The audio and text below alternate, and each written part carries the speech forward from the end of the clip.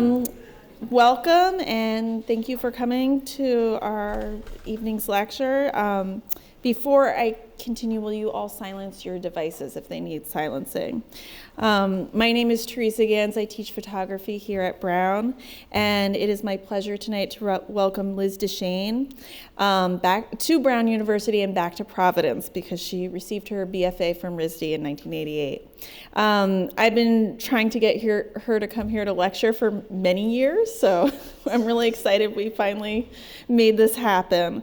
And I want to thank Olanda Estrada, who unfortunately is not here tonight, Christine Dodd and Winnie Geyer for helping assist the whole visiting artist program, and this would not be a smooth operation without you guys. So a few words about our guests, and I'm going to keep it really short. I first encountered Liz Deschenes' work at the Whitney Biennial in 2012, and it has stayed with me since. Her work pushes the boundaries of what photography can be in exciting and thoughtful ways. Deschenes' work explores, among other things, the materiality of photography, surface chemistry, and light. She has been described by the New York Times as one of the quiet giants of post-conceptual photography. So briefly, her bio is quite long, so I'm just going to say, beyond the many exhibitions, etc., she's in major collections, including the Walker Art Center, the Centre Pompidou, Hirshhorn Museum, Sculpture Garden, Hirshhorn Museum and Sculpture Garden, the Metropolitan Museum, Museum of Modern Art, the Art Institute of Chicago, the Whitney, the Guggenheim, and the San Francisco Museum of Modern Art. So please join me in welcoming Liz Deschenes to Brown.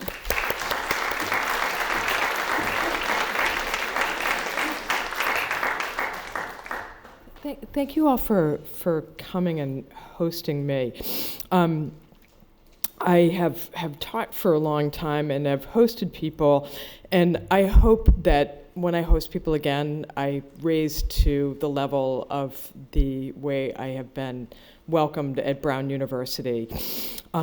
It's not that usual that a college or university will let you have your dog visit. Thank you. You might think that's a minor thing. That for me is a major thing because the dog doesn't have the capacity to make decisions on her own, so I have to make decisions for her. Thank you very much for making me feel really, really welcome. Because obviously, returning to the city that you studied in, can conjure all sorts of, apparitions and memories. Like, Leslie, I didn't share this with you earlier, but I was maybe single-handedly one of the worst printmakers to take a class in lithography at Rhode Island School of Design. And I think it's important that when you're visiting a place that you acknowledge what was important to you as a student. And Rhode Island School of Design had a vision lecture series that was really, really formative for me as a student. A span of people from Sarah Charlesworth to Simon Watney were guests at Rhode Island School of Design for an entire week when I was a student. And their work and their lectures and their time with us as students was really instrumental for me. And I think that's probably a good place for me to start, because as a student, and I mentioned this to many people today, and I want to thank the students for opening up their studios as well. It's not an easy thing to do. As much as I was informed by the people that I studied with, for so many reasons it wouldn't make sense for me to make work that they had made or were making. I had to obviously embark upon something that made sense to the conditions that I had as a student. So I helped form ACT UP Rhode Island with Brown students. It was probably the biggest thing I did across campuses as a student. I learned civil disobedience at Brown University. I did a 3-day workshop. You would think that some of these things are automatic, that you know how to behave when you're arrested, but you actually don't know how to behave when you're arrested unless you learn how to behave. So I'm grateful for these experiences I had here in Providence, which certainly formative to me now, 30-something years later. So I'm going to talk about a few different things this afternoon. And the beginning of the talk, and it's hard to know where to start, and I've entitled this talk Bookends. And the beginning is in reference to work that I had on view at the New York Public Library, and also in Paris this time last year. And I'll talk about a few key aspects of my work by only projecting a few series of works while utilizing some vocabulary that has become connected to the work. Some of that vocabulary, I'm okay with it. Some of it, I'm not so okay with it, and that'll be part of this conversation. And I do want this to be a conversation, so at any point in time, if people have questions, feel free to ask. In the latter part of the talk, we'll address a survey exhibition and some curatorial projects of mine, because needless to say, nobody makes work in a vacuum. You know, we all make work in relationship to the histories that precede us and what's happening concurrently. All right, so let's put up a slide. New York Public Library. New York Public Library did an exhibition last year which showed all of the books that Anna Atkins made while working with Sir Robert Herschel, who invented this thing called the cyanotype. And she actually learned from him, and many people wonder why her prints have the vivacity and technical prowess that they have. And I think part of it is certainly credit to her. And I think part of it is also, you know, whom she learned with. She learned from the person who invented the process. Okay, so I have this dilemma. All these contemporary artists are invited to exhibit their work alongside Anna Atkins' work. That's a pretty steep point of entry for any living artist to exhibit their work alongside somebody, in my opinion, who's major to the histories of photography, but simultaneously was obliterated from the histories of photography. So how do you pay homage to somebody who was oftentimes forgotten? As the curators of the New York Public Library mentioned to me, and certainly many people in the room know this, there were different moments in history where people were aware of Anna Atkins' work and then forgot about Anna Atkins' work. And she very much considered herself to be a working artist. She was not just making botany samples for her dad. Like she was painting at the same time and did not consider herself just to be a documentarian. I hope some of this is resonating with you. So much of my work has taken on as subject matter elements of photography and film inventions. And some of my exhibitions have used the geographies of these discoveries as their starting points. And in some cases, the countries of these inventions have also been the sites of where I've exhibited my work, namely France and England. So the first slides of work I made for the site of New York Public Library on the occasion of Anna Atkins and contemporary works. In the words of New York Public Library, we have the blueprints, the pioneering photographs of Anna Atkins juxtaposed to invited contemporary artists. So the two works that I decided to put on view with her work, I obviously installed really high. And like Atkins, they're modest in scale. I don't know if anybody's ever seen her books, but they're no bigger than 8 by 10. And she hand-stitched them. And like her books, I've deconstructed the idea of the book. So you've got the front cover on the left, back cover on the right, and they rest in the corners of the walls to be discovered by engaged and curious audiences. And unlike more monumental works of mine, these two artworks do not readily reveal themselves. Like Atkins' work, they could be overlooked if not deliberately sought out. As an artist, if you put your work in a place where it may not be seen, that can make you feel all sorts of things. Because as an artist, you want to be seen. But if you're making work in relationship to somebody who wasn't seen, I think taking on that position is an important position to try to adapt. friends of mine who are artists went up to the New York Public Library, called me afterwards and said, "I didn't see your work, Liz." As difficult as that was to hear, that was part of the procedure. All right, so we're going to move on. All the works that I'm showing you right now are unique silver-toned photograms. For those of you who do not work photographically, essentially I'm using the paper that you would make a black and white print from. I'm using all the chemicals used traditionally in black and white photography, and I'm adding a toner that brings all the silver to the surface. For any of you who worked with silver, silver is really volatile. It changes, it oxidizes, it catches handprints if handled. It is a sensitive, vulnerable material. I'm going to skip to a survey exhibition that I did at ICA Boston, and to the same piece being installed in Basel, Switzerland. Very, very different venues. One is the seaport. The Diller Scofidio and Renfro building uses the building as a viewfinder onto Boston's waterfront. I didn't mean for this to be the biography or autobiography of all the places I've inhabited, but I'm from Boston. Had never exhibited in Boston, but have done my biggest show to date in the city where I'm born, but had ignored my work up until my survey exhibition. The curator invited me to do a site-specific piece.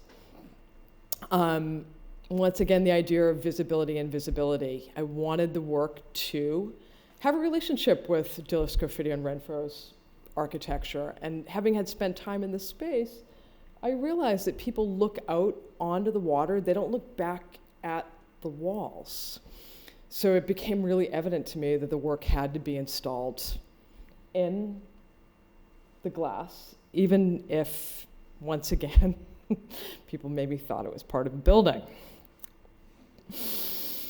But as you get up close, you see, oh, there's all these things happening. And I call this piece Timelines. And once again, they're silver-tone photograms, and these ones I made during the day, many I make at night. And as you can see, their scale is shifting. Oh, their scale is shifting. Took the exact same works, added more on, and I installed them in a cyclorama that was made specifically for the work. As I said, the venues are really different. To do a survey show, you know, at any point in your life is a major honor to be able to look back on bodies of work, reassemble them. As I discuss with many people, it's kind of like the biggest group show you've ever been in, but all the work is your work. And you have to obtain a level of criticality, because obviously you're not going to include, you know, everything you've done the same way today. In today's talk, I'm not doing 30 years worth of work. There might be something that you see sort of familiar. The timelines represent zoetropes. I'm really interested in early film and photo devices.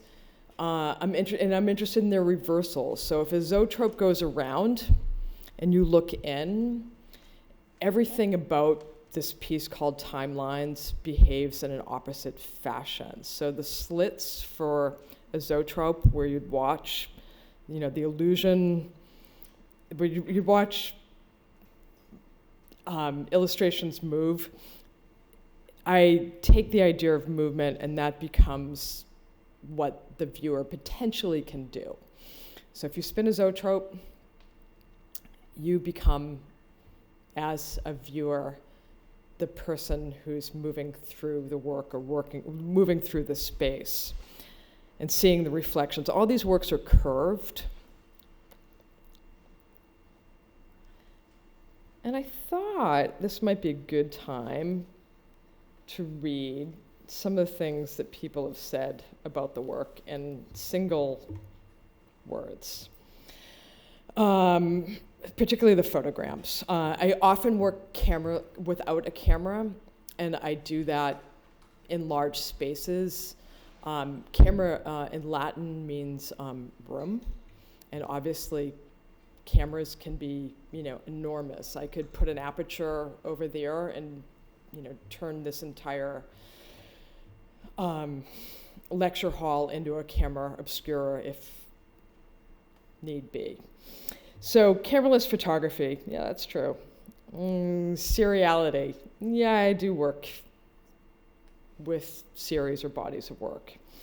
Unique, variable. Variable is a really important one that we will return to. Monochromatic, to be debated. Produce outside, sometimes. I often have made these works at a small liberal arts college where I've taught for the last 14 years, called Bennington College, which was the beginning of interdisciplinary education in the US. It was the first college to say that the visual arts and the performing arts would be taught on the same level of the humanities. So yes, I often produce the work outside unless it's really cold, and then I figure other things out. Sequences, materiality. You referenced materiality in your very gracious introduction. Handmade, and multiple configurations. Multiple configurations is really, really important because every time I'm given a new site, I reconfigure the work. So we're going to see a lot of that coming up. And this is a view of the work that you'll never see. This is the work as it would be, as it's archived, but you would never see it displayed as such. Okay, so as I said, I'm really interested in some of the apparatuses, and one of the apparatuses that I'm interested in is stereographic viewing, that you have one image on the left, one image on the right, and it's through viewing and through your body and your brain that we arrive at something that feels three-dimensional. And I'm not interested, these are really bright slides, I'm not interested in making a stereographic apparatus. I'm much more interested in taking the materials of photography and making sculptures that perform in rooms the way you would view through a camera, through a stereographic camera. So it's not literal. I was invited to exhibit at Secession in Vienna. Secession added basement galleries in the 80s that have 3 rooms, and I use one room as a viewfinder. And you just walk in, there's no work, and then I use the other 2 rooms to divide the space through these different sculptural interventions. So that's one of the spaces from different perspectives. That's the other space. I think, there's Secession. I think the most important thing that I did in Vienna, though, was I changed the way people entered the space. Usually when you're at Secession, and maybe some of you who've been there, you go and you see the klimt pieces that are installed in the walls, and then you sort of fall upon the fact that contemporary art is being exhibited. And for some people, that's a really jarring juxtaposition. And in this case, I asked that Secession open up their their doorway there, that only the friends of Secession generally get to enter.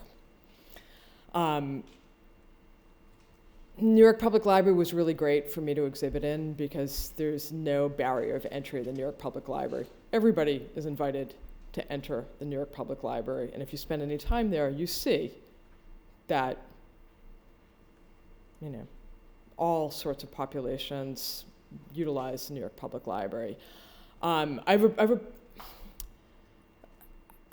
don't want to say I have a problem, but I think everybody should be able to be a friend of the Secession and use the Friends entryway to the Secession.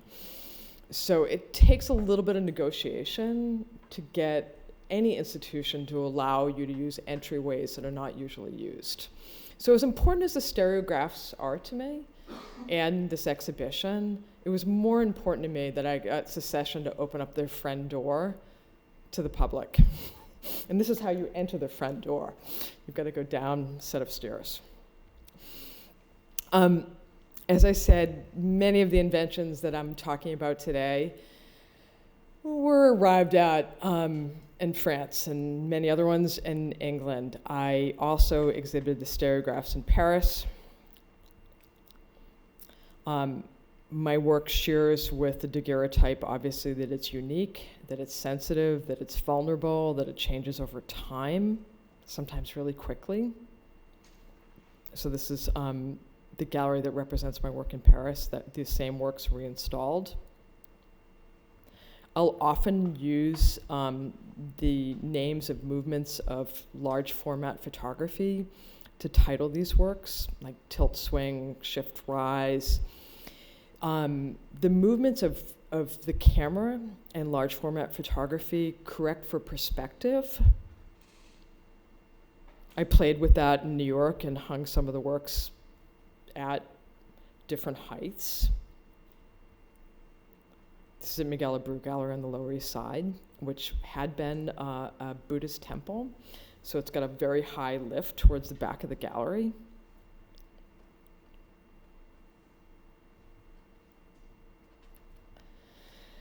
There's a detail of the work, but you still don't really get a sense of it. Like, it's silver, it's reflective,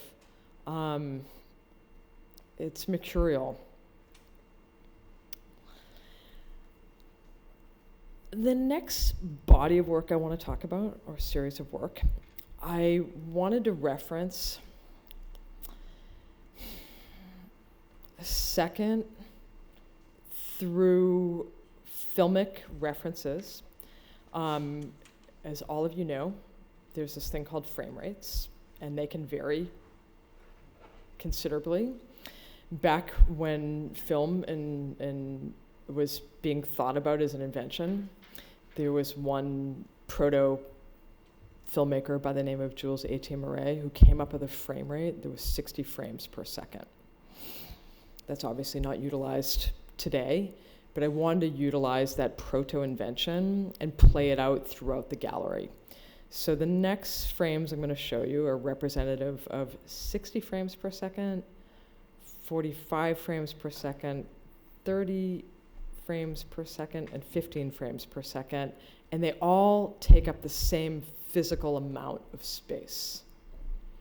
So when I'm saying 1 second, obviously it's going to take you more than 1 second to traverse these spaces.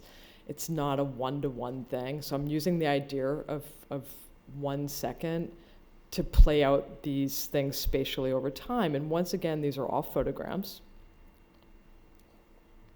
So there's 60. And the windows broke. You know, what maybe we could think of as, you know, the persistence of vision. So you get a view to the outside. And there's 45 broken up. And there's 30 to the right there. There's 30. And there's 15. And then I'm going to show you something I hardly ever show people when I'm talking. The whole thing that I laid out spatially and three-dimensionally broken into a really simplistic drawing. So that's how those sculptural objects occupy the same amount of physical space. And I think that even if you're not aware of the sameness, I think your body's aware of it. And I think that's part of the reason why I'm interested in stereographic viewing is optically, human beings obviously discern a lot. I also think bodily we discern space and spatial relationships. So that's obviously something I'm investigating. And I'm hoping on the best of days with the work, the audience gets to make decisions about how they encounter my work, that it's not overdetermined, it's not predetermined. As I mentioned, I had work up in Paris while I had work up in New York. I took the idea of front, back, and made pieces that had two sides to them, that you could never encounter both sides at the same time. And the face is the substrate, and that's the fancy word that photographers and other artists use to talk about whatever's holding the material of their work. So the substrate in this case of my work is aluminum, so that's what you confront on the face.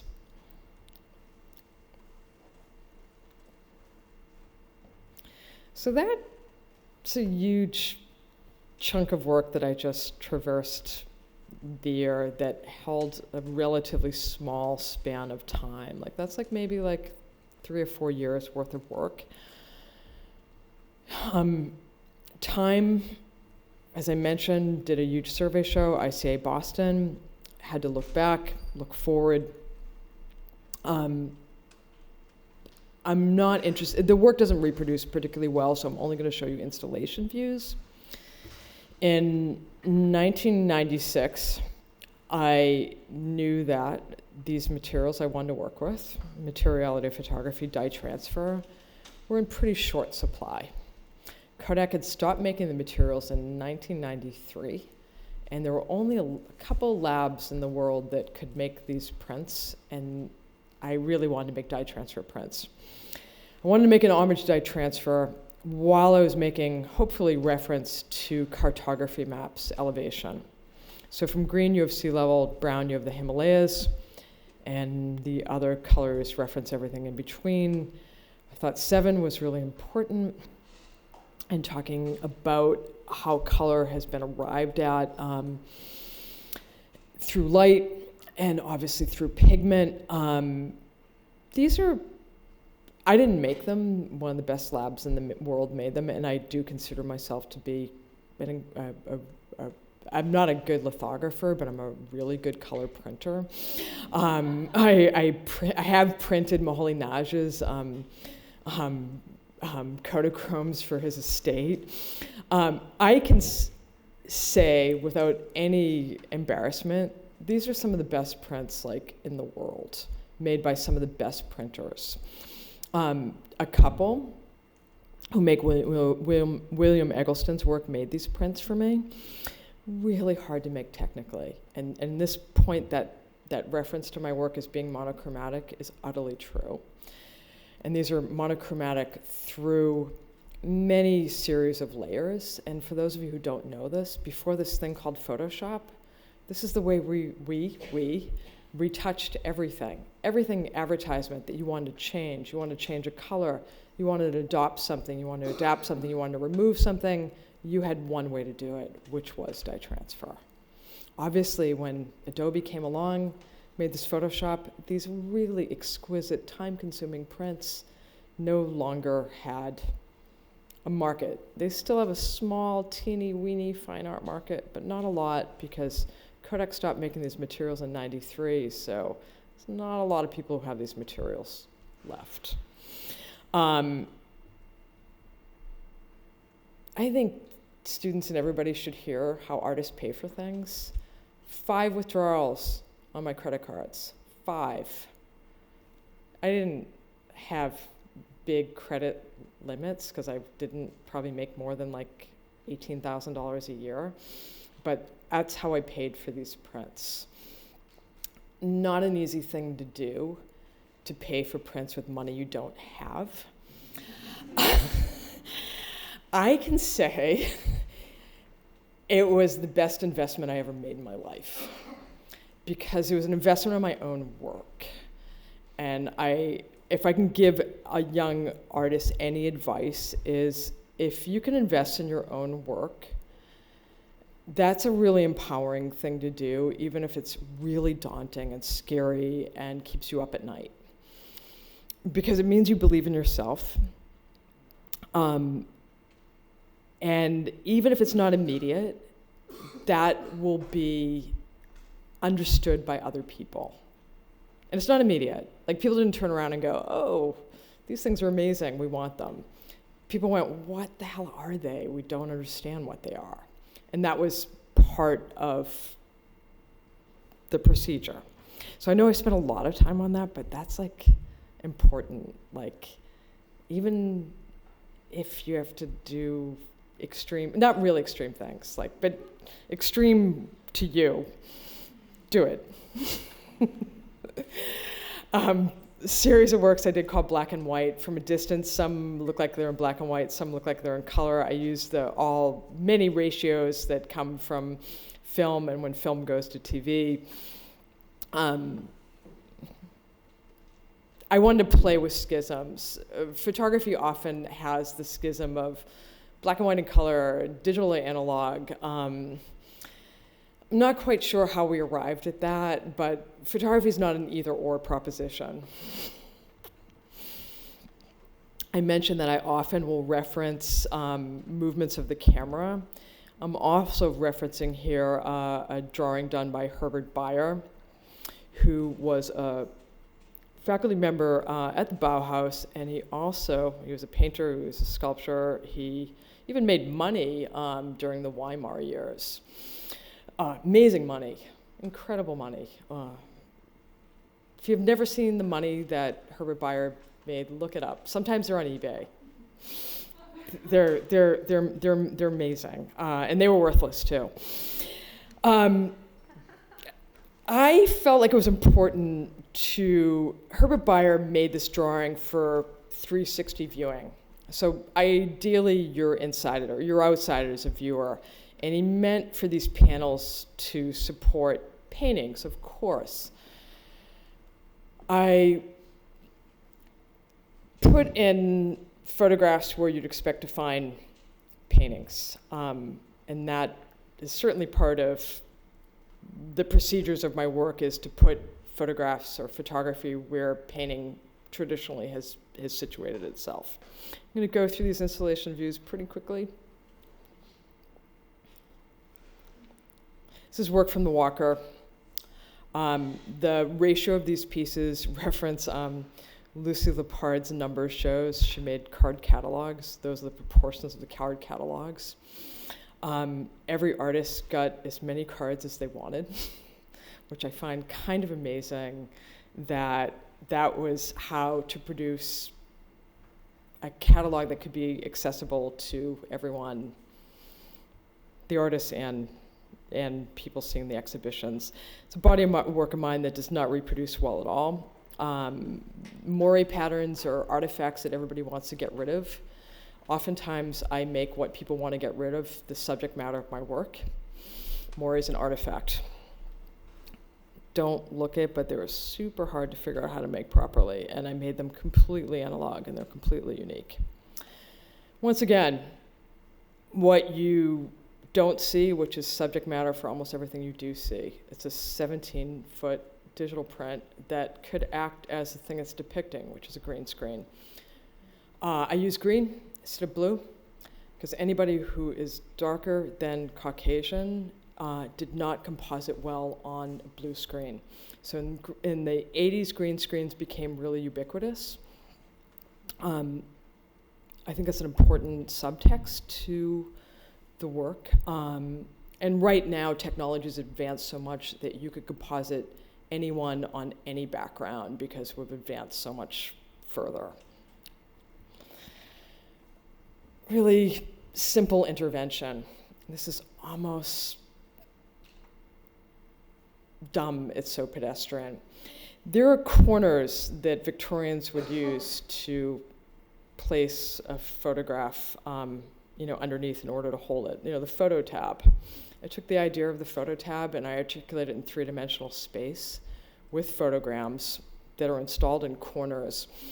And because I do work serially, I will own that, I often don't like to see my work broken up into group shows. If you're invited to be in group shows, you want your work to be in communication with other people's work. So that was my way of addressing the complication of the group show. I'm going to fly through this. This is work that I have up right now in London. It's really hard to talk about an exhibition that you have on view. In that, I'm still digressing it. I have never deferred a show, canceled a show, postponed a show. This time last year, I was supposed to do a solo show in London, and it just didn't feel like the timing was correct. After that, we all know what's happening globally. We've got Brexit. Complicated place right now, as the US, complicated place right now. I didn't feel like I could do an exhibition that did not acknowledge that particular moment in time, and the building where the work is up is going to be demolished sometime this year. Side note, this was Wolfgang Dillman's studio for 10 or 15 years. So every time I do a show in London, Wolfgang comes by and will show me a print that he still has stuck in the radiator or something.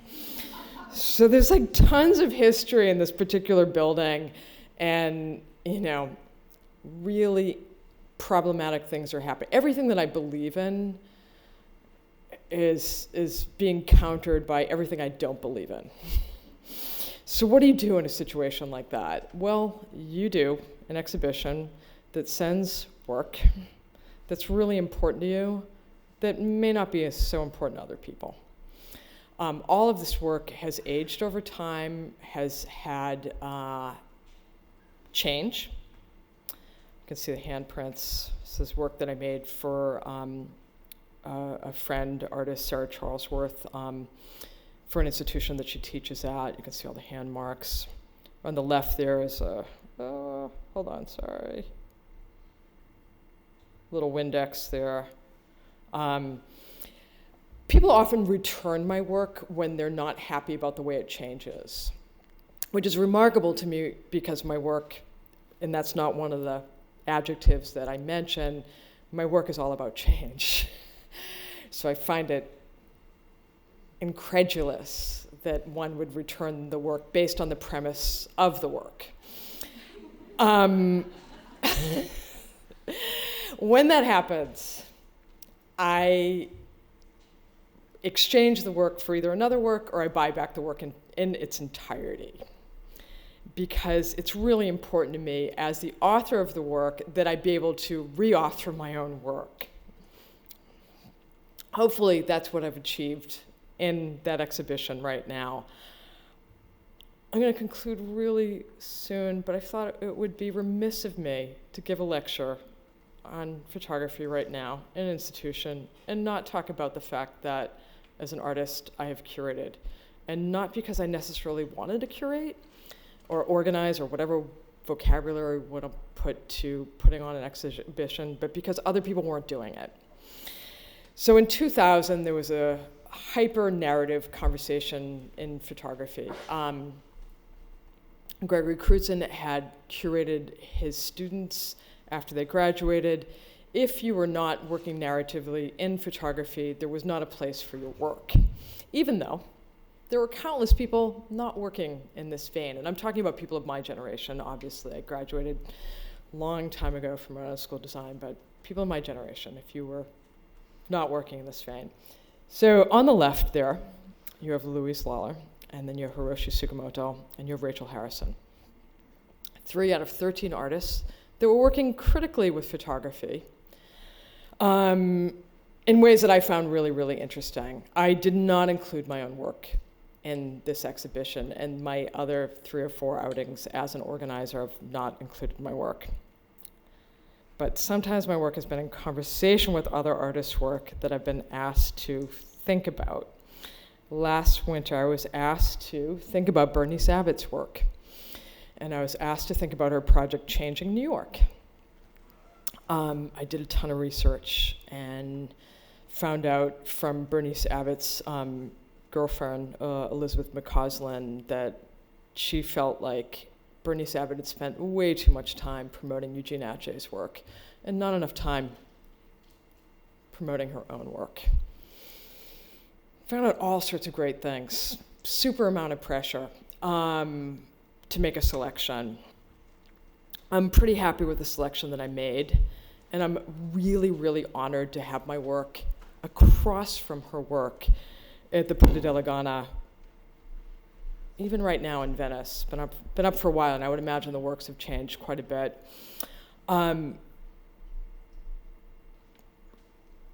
They've changed. We've reinstalled Bernice's work as well. And as I said earlier, our work is always in communication with other artists' work, whether we acknowledge it or not. I want to end this talk by, once again, thanking you all for being here and mentioning that, there were so many people that I studied with who I think also got erased over time. I studied, even though I was really bad, I was bad at all these things when I was at RISD. I studied life drawing with Gracia Melanson my senior year because I felt like I never had really learned it properly in my freshman year. I remember some of the things that she said to me, and I really appreciated it. It wasn't my forte, but I would like to dedicate this lecture to everybody who teaches art, everybody who teaches art history, and to Gracia Melanson, who is no longer with us, who taught me a tremendous amount when I was here. Thank you, and I'm happy to take a couple questions.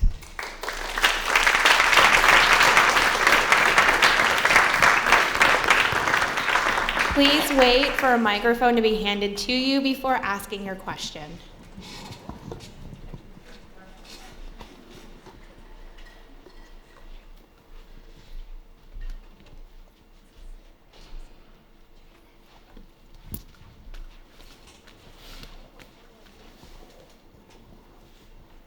Oh, it's green.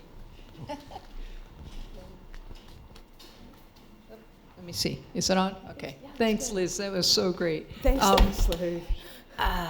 On some of your slides, Yeah. it seemed like a card with pretty extensive wall text next to some of your pieces, and I wanted to ask you about that text because it seems to me that your pieces are often very silent. I mean, I've seen your work in person, and it's silent work to me. And so that I wanted to ask you about the words.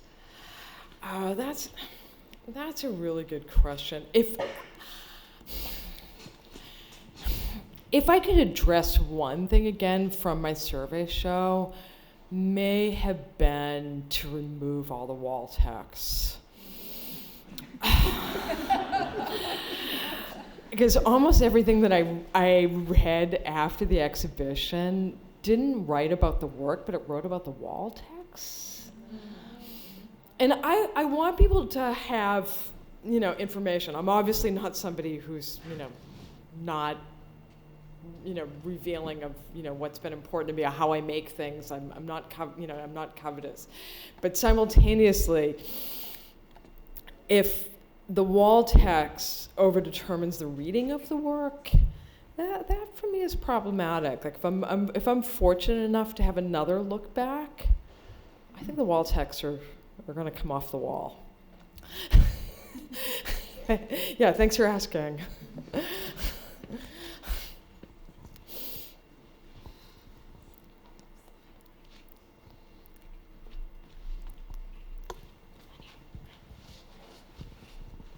Hi.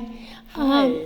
I am interested talking about silence and that space between silence and articulation that you do in your work, especially with space. Can you talk a little bit more about it? That's a good question. Silence. I think it would be easier for me to talk about defiance. Because this piggybacks with Leslie's question, and maybe some of my aversions from pinning things down. The work is always changing, and I hope I always give space for the viewer to change in their experience of looking at the work, and you need obviously voids for that to happen. You can't be overwhelmed in order to process your own thoughts. It's impossible. But I think there's a defiance for me to be one thing, to be labeled. I think the silence probably comes from, as Leslie said, of the experience of viewing. And I think it would be really arrogant of me to be able to understand how somebody else understands my work. Like, I'm not in a position to do that. I'm grateful to hear it, but I'll never understand my work the way somebody else understands the work. What's important to me is as I said, like, defying, any box or definition, and maybe giving voice, maybe giving voice, to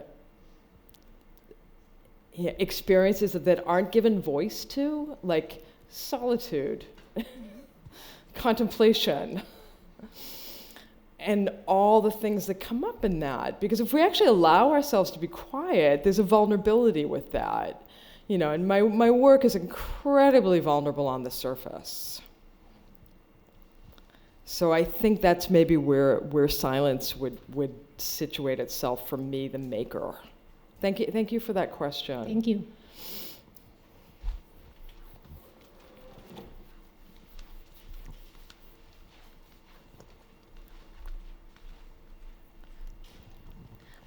I was wondering if you could talk, if you're willing to talk about the actual experience of making your exposures, of like what it is to like, because you have rules for yourself as you make the work. Yeah. Do you have rules for yourself when you're exposing the paper, and what is that like, just like cutting the paper, all of that part? I used to do it all on my own. It's a great question. And once you pour chemicals, because I work, very large format, with trays that are, 5 or 6 feet long, 30 or 40 gallons worth of chemicals. Once they're poured, you can't stop. So you have to have everything set up ahead of time. Because if you don't have everything ready, you don't have time to amend that. Every time, this is a really luxurious position. Every time I'm given a site, I make work in relationship to that site. So I know what I would like to achieve.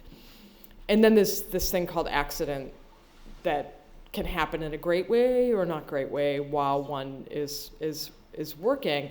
And I can never make the same exact conditions that produced a work at any point in time again, because you've got humidity, you've got light, you have chemicals, so you have like all these different factors. So if I wanted to reproduce a work exactly, it's kind of like the moire. Like, I can't go back and make a moire exactly the way I made the moire because there's too many variables. So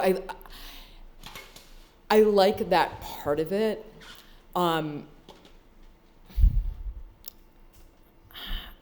like the fact that I've printed for other people and print my own work. Like, I think that's like an important part of it. Like, at this point in time, I could give it the formulas to a lab and be like, here, this is how you do it. But somehow I think the results would be different. Like, it was actually a long conversation I had with conservation, because sometimes conservators want to know how to reproduce the work like 100 years from now. And MoMA actually can accelerate the aging of a work and show me what it's going to look like 200 years from now, which is astounding to me. And I've held back in that, yeah, I could give it to you, but it would be missing one thing. And that would be missing my criteria, which, like everybody else, is highly subjective. Like, some days I want the work to look like this, and other days I want it to look like that. But I want the work, at least the photograms, to be open to what I don't know. And I think any student or anybody who embarks upon anything can relate to this. I don't care what your field is. I don't care if it's physics. Like, what we don't know is what should engage us. So being open to something that's not familiar to me.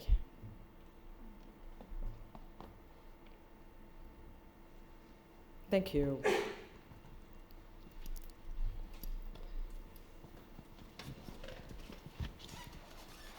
I actually like that you brought up the idea of the conservation of your photographs in an institutional context. So I worked at SF MoMA, and I know we had one or two of your photos. And I guess I'm just kind of curious, given, I love your anecdote about collectors returning the work. It's both amusing and horrifying. Yeah.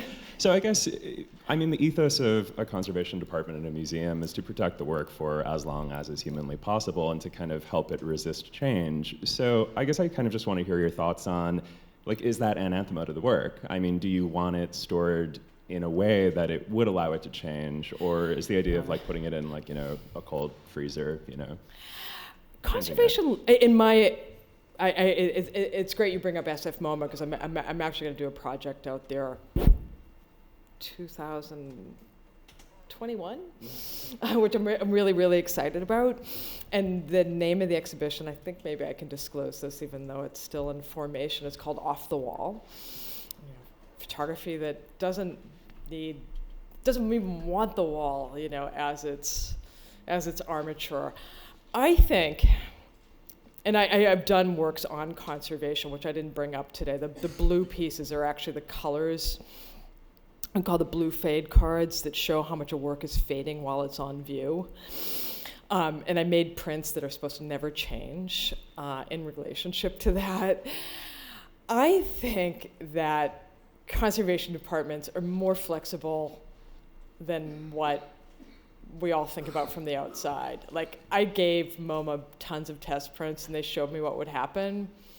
And obviously they acquired the work knowing what would happen. So I have found, and I shared this with some of you today, and maybe this doesn't answer your question at all, but like, I've actually found conservation to be like the renegades of like institutions, that they're willing to talk to me about change in ways that other people are not. Like, everybody's work changes. Like, I met with Leanne Daphner, MoMA Conservation, this summer, and she said, every time we change a work, we have to be able to change it back. And I know you know that. Like, that's if that's an ethos of conservation, it's that you have to be able to return the work to the state that you found it in. And as an artist, I don't have those issues. Like, I don't have to return the work to any state. It's like that's up in the air. And I would venture to say, and maybe I'm really, really fortunate, not one single museum has acquired my work and said, we're going to arrest the possibilities of change. Nancy Spector, Guggenheim, they have a whole lab that looks at works that change. I think it's, okay, this might sound ridiculous, but I think conservation is more flexible than what meets the eye, at least in the relationship to my work, because I think they realized it would be a major contradiction to collect my work and then refute its possibilities. And I do think that's very, very fortunate, and maybe, that's not to say, when I did my survey show, everybody was happy about the loans with light levels. Yeah, they had, they were like, oh, it's got to be at 5 4-foot candles. We all know that's pretty dark. And while they have work on view, they determine certain things. Some I think are incredibly arbitrary, and I have these conversations with them. What I'm going to need to figure out, and this is not to be dramatic, is what happens when I'm not here. Because there's going to be tons of people who are going to make decisions that I might not necessarily be on board with. And I think that's a good problem. In years to come, I want to look at how artists configure estates and change, because I think that's actually a really interesting dilemma. Thanks. Are you still there now? No, I'm not. I'm here for now. I really do think, and maybe the Guggenheim is the model for it, that they realize much of what they acquire is going to change, and that's part of the work. We have time for one more question. Yeah, sure. Why not?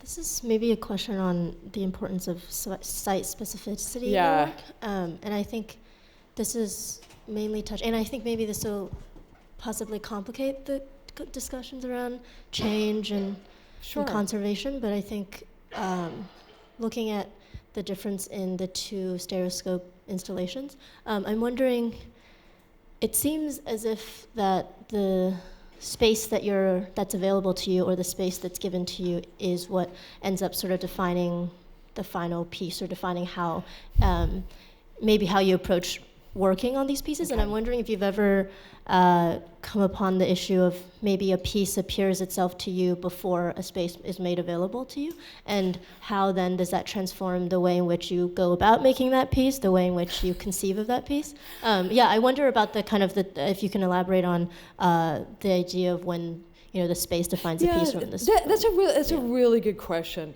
The mores I made without a site. All artists have many, if they're lucky, will have many aspects to their making work, whatever. I had many years when these conversations were not interesting to many human beings. So I exiled myself in Paris and I made the mores. There was no date, there was no anything, there was no gallery, there was no museum, there was nothing. So I made the mores, and I made them based on body.